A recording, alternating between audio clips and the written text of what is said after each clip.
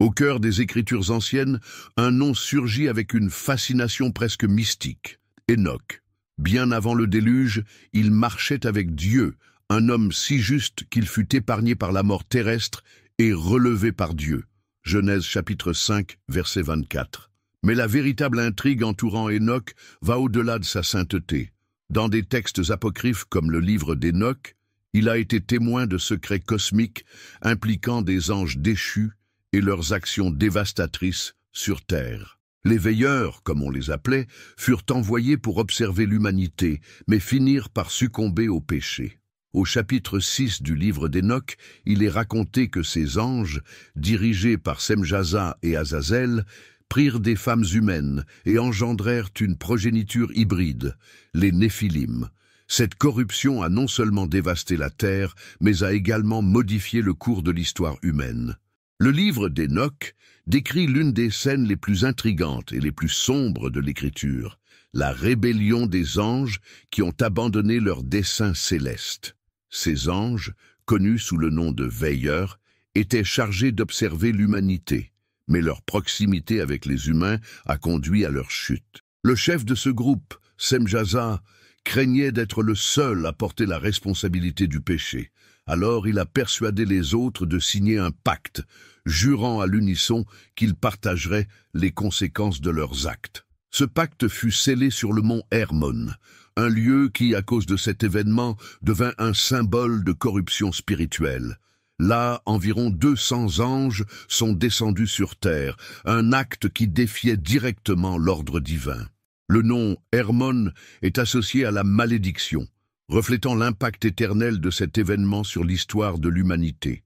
Ces anges ont non seulement pris des épouses humaines pour eux-mêmes, mais ont également enseigné à l'humanité des secrets interdits. Azazel, l'un des dirigeants, a introduit la fabrication d'armes, enseignant aux hommes comment forger des épées et des lances.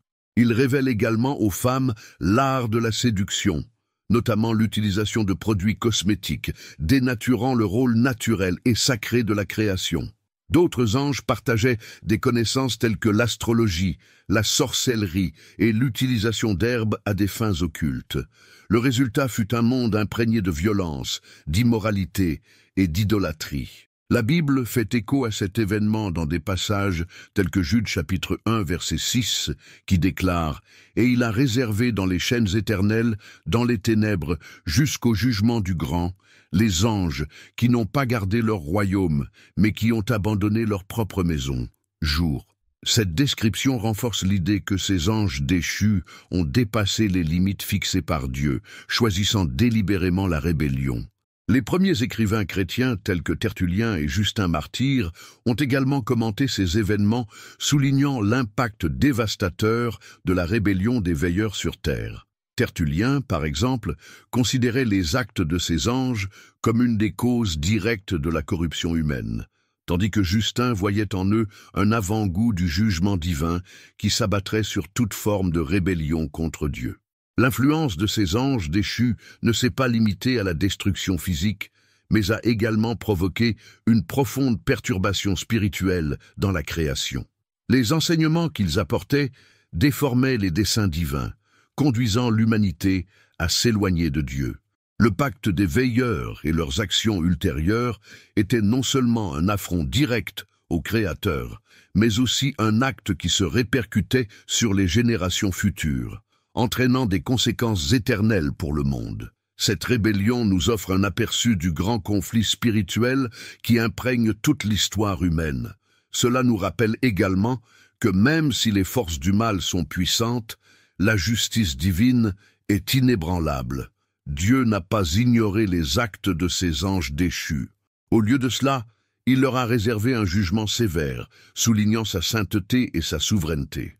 Les Néphilim, décrits comme des géants et des êtres dotés d'un pouvoir immense, représentent l'un des moments les plus intrigants et troublants de l'histoire biblique. Genèse, chapitre 6, verset 4, les mentionne comme « les hommes forts d'autrefois, des hommes célèbres ». Ces hybrides, fruits de l'union illicite entre des anges déchus et des femmes humaines, étaient bien plus que de simples êtres physiquement imposants. Ils portaient la marque de la corruption spirituelle, étant des instruments de chaos et de destruction dans la création parfaite de Dieu. La présence des Néphilim a amplifié la violence et la décadence morale sur terre.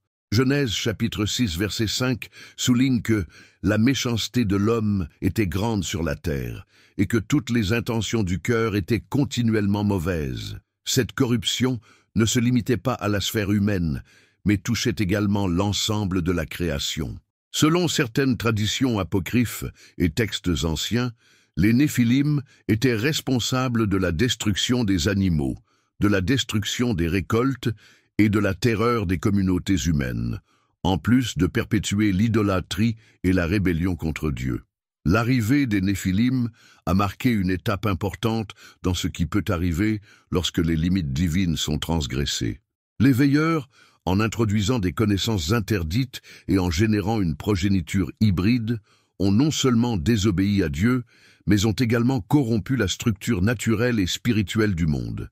Cela a transformé la terre, autrefois bonne et parfaite, en un lieu de violence et de désordre. De nombreux érudits pensent que l'existence des Néphilim était l'une des principales raisons du déluge universel. La pureté de l'humanité était menacée, et avec elle, le plan divin de rédemption. Dieu, dans son infinie sagesse, est intervenu pour préserver la lignée humaine et assurer l'accomplissement de sa promesse. Noé et sa famille ont été choisis non seulement pour leur justice, mais aussi parce qu'ils ont maintenu leur intégrité au milieu d'une génération complètement corrompue. Enoch a joué un rôle crucial dans ce scénario. Choisi par Dieu comme prophète et médiateur, il reçut des visions qui révélèrent un jugement imminent sur les veilleurs et les Néphilim. Le livre d'Enoch décrit comment il fut emmené au ciel pour être témoin des plans divins. Dieu, dans sa justice, a décrété que les Néphilim n'auraient aucune part à la création restaurée, et que leurs esprits erreraient comme des entités maléfiques, sans repos, jusqu'au jour du jugement final. Cette condamnation est référencée dans des textes tels que Jude, chapitre 1, versets 14 et 15, qui citent directement les prophéties d'Enoch concernant le jugement contre les méchants. Le jugement des veilleurs et la destruction des Néphilim par le déluge montrent non seulement la gravité du péché, mais aussi la miséricorde et la souveraineté de Dieu. En préservant Noé et sa famille, il a démontré son engagement en faveur de la rédemption de l'humanité. Cette purification universelle n'était pas un acte de cruauté, mais une mesure nécessaire pour protéger le dessein éternel de Dieu. L'histoire des Néphilim nous offre de profondes leçons sur les conséquences de la désobéissance et l'importance de faire confiance au plan de Dieu. Bien que puissants et redoutés, ces géants ne pouvaient échapper au jugement divin, car aucune force, aussi grande soit-elle, ne peut résister à la justice du Créateur. La destruction des Néphilim et la préservation de Noé rappellent que Dieu tient toujours ses promesses, protégeant ceux qui lui restent fidèles. Le jugement des veilleurs, tel que décrit dans le livre d'Enoch, est l'une des démonstrations les plus frappantes de la justice divine. Enoch, le prophète choisi par Dieu, fut emmené en esprit au ciel pour assister à la cour céleste. Là, il vit le sort final des anges déchus qui avaient corrompu l'humanité. Ces anges, autrefois resplendissants et glorieux, demandèrent désormais grâce au Créateur, mais leurs supplications furent vaines. Dieu, dans sa sainteté, a rejeté leurs supplications, précisant qu'aucune transgression ne serait ignorée. Au chapitre 10 du livre d'Enoch, Dieu donne des ordres spécifiques concernant les dirigeants de la rébellion. L'archange Raphaël est chargé d'arrêter Azazel, l'instigateur d'une grande partie du mal sur terre. Azazel fut jeté dans un abîme profond du désert, où il serait recouvert de pierres pointues jusqu'au jour du grand jugement. Cette prison symbolise l'élimination de la corruption et l'influence directe du mal sur la création. L'archange Michel, connu comme le commandant des armées célestes, fut chargé de diriger la condamnation des autres observateurs. Ils étaient enchaînés et enfermés dans les ténèbres et les prisons éternelles, comme mentionné dans 2 Pierre chapitre 2 verset 4. Dieu n'a pas épargné les anges qui ont péché, mais il les a jetés dans l'enfer et les a livrés aux chaînes des ténèbres. Ces actions révèlent non seulement le jugement de Dieu, mais aussi ses mesures pour protéger l'humanité de l'influence destructrice continue de ces êtres. La corruption que les veilleurs ont apportée sur terre a été dévastatrice, mais leur élimination marque un point de restauration. Le livre d'Hénoch raconte que la terre, accablée par le poids du péché et de la violence, trouverait enfin un soulagement avec l'emprisonnement des veilleurs et la destruction de leur progéniture, les Néphilim. Plus qu'un acte punitif, le jugement des veilleurs reflète le rétablissement de l'ordre divin. Dieu, dans sa sagesse, a non seulement condamné les coupables, mais a également veillé à ce que leurs actions ne prévalent pas sur son plan de rédemption.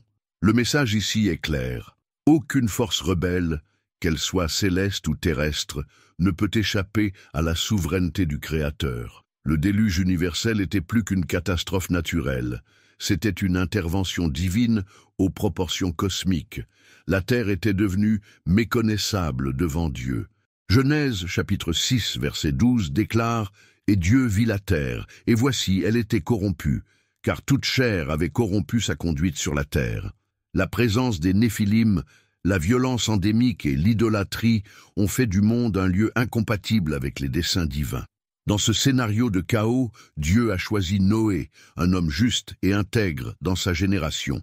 Genèse chapitre 6 verset 9. Il révéla à Noé son plan de purification, lui ordonnant de construire une arche pour sauver sa famille et ses animaux. L'arche n'était pas seulement un moyen de survie, mais un symbole de la grâce et de la fidélité de Dieu envers ceux qui lui restent fidèles. Le déluge n'était pas une décision impulsive, mais un acte de justice équilibré par la miséricorde. Tandis que le jugement tombait sur les méchants, la fidélité de Dieu était évidente dans la préservation d'une lignée pure. Noé, qui marchait avec Dieu, est devenu un nouveau départ pour l'humanité. Lui et sa famille seraient des gardiens de la promesse divine, garantissant que le plan de rédemption se poursuivrait sans relâche. Après que les eaux du déluge se soient retirées, Dieu a conclu une alliance avec Noé, scellée avec l'arc-en-ciel comme signe qu'il ne détruirait plus jamais la terre de cette manière.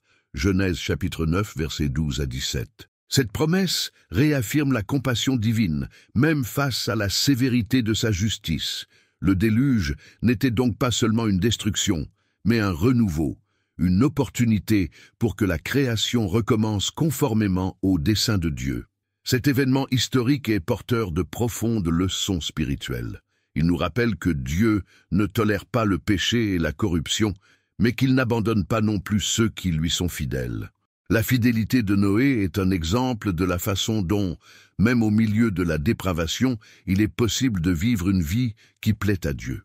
Et la promesse de Dieu, représentée par l'arc-en-ciel, nous donne l'espoir que malgré nos échecs, sa miséricorde et sa grâce prévaudront toujours. Ces récits interconnectés, le jugement des veilleurs et le déluge, révèlent l'équilibre parfait entre la justice et la miséricorde de Dieu, nous invitant à avoir pleinement confiance en sa souveraineté. Hénoch est une figure unique dans l'histoire sacrée, transcendante dans sa relation avec Dieu. Bien que le livre d'Hénoch ne fasse pas partie du canon biblique de la plupart des traditions chrétiennes, son message a laissé des marques profondes sur la théologie et la compréhension spirituelle de l'humanité. Hénoch joue le rôle d'un précurseur du Christ, d'un médiateur entre le Créateur et sa création, servant de messager d'avertissement et d'espoir. Tout comme Hénoch fut appelé à proclamer son jugement contre les veilleurs, le Christ est venu dans le monde pour vaincre définitivement les puissances des ténèbres et apporter la rédemption à l'humanité.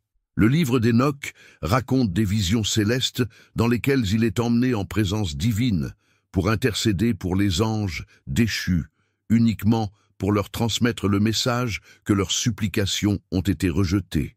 Cette médiation renvoie au thème central de la justice divine, qui se manifeste pleinement en Jésus, qui n'intercède pas pour les anges, mais pour l'humanité perdue.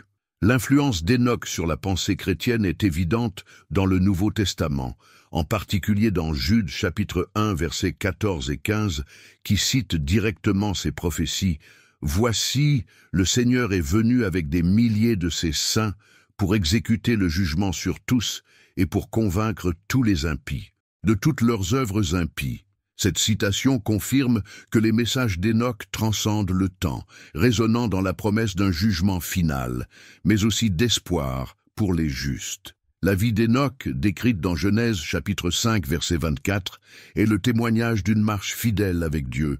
Hénoch marchait avec Dieu, et on ne le trouva plus, parce que Dieu le prit avec lui. Sa traduction est un symbole selon lequel l'obéissance et la foi sincère peuvent transcender les limites du monde déchu. Ainsi, Hénoch continue d'inspirer des générations, soulignant la nécessité d'une vie de justice et de communion avec le Créateur.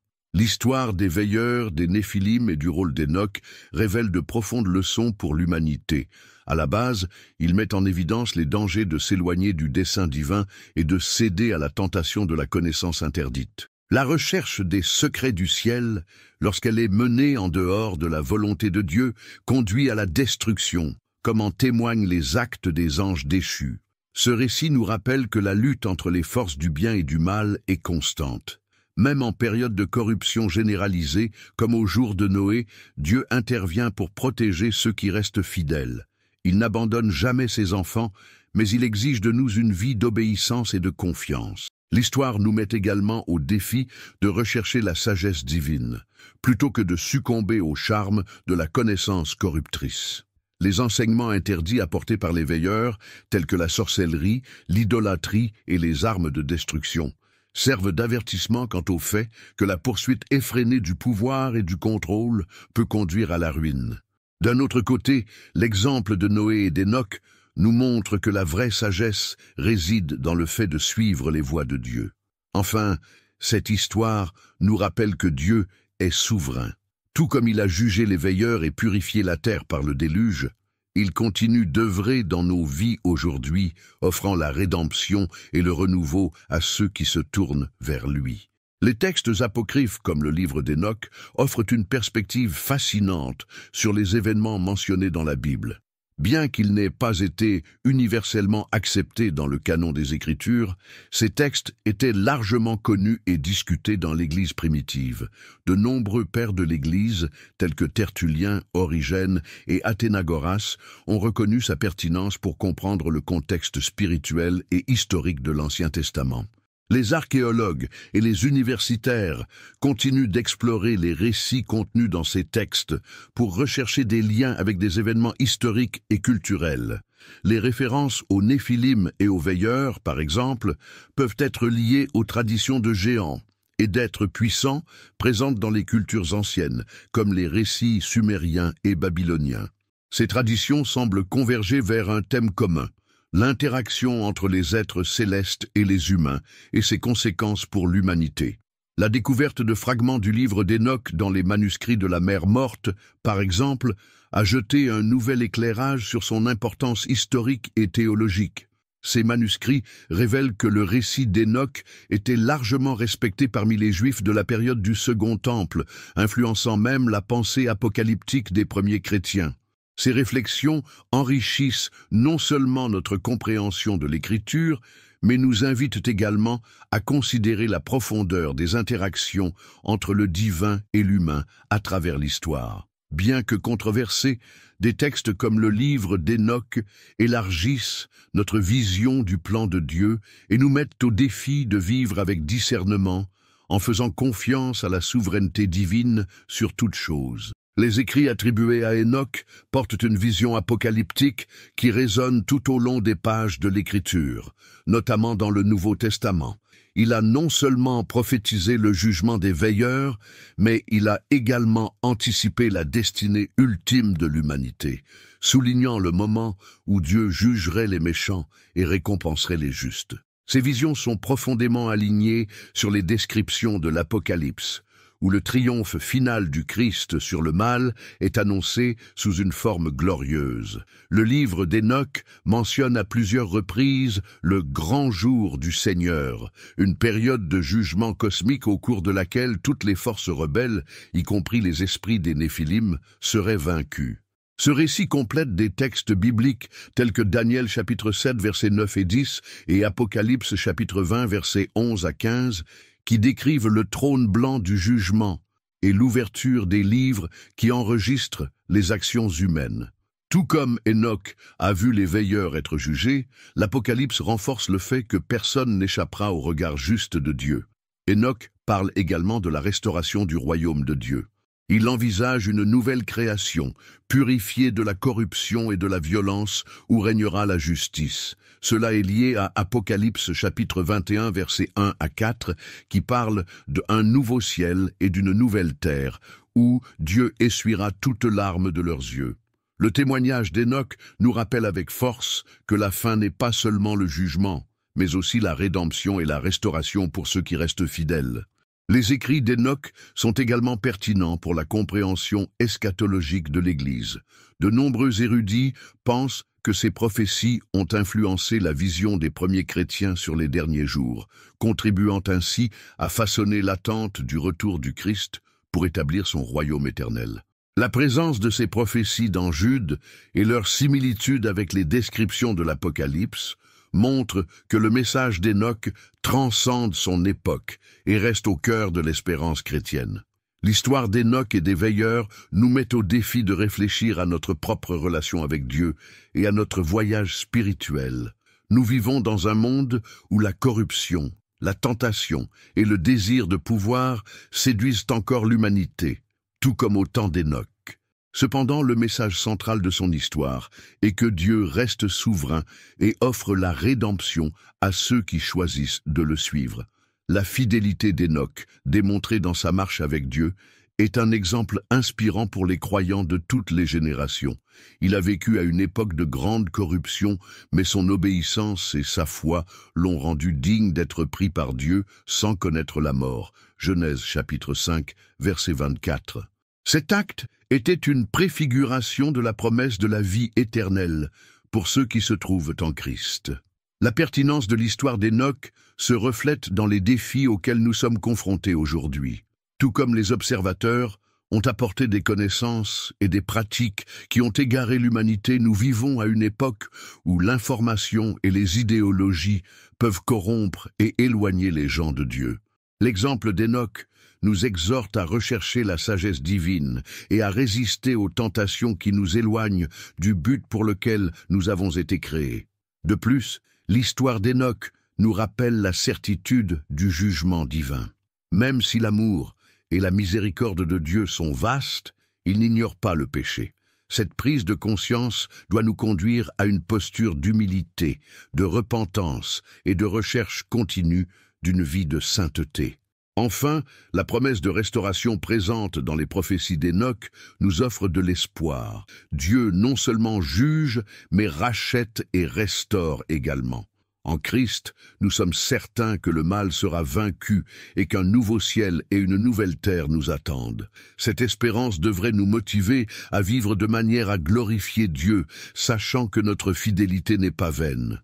L'histoire d'Hénoch et des veilleurs n'est pas seulement un récit ancien, mais un message vivant qui nous appelle à rester fermes dans la foi, confiants dans la justice et la miséricorde de Dieu, alors que nous attendons la plénitude de sa promesse en Christ.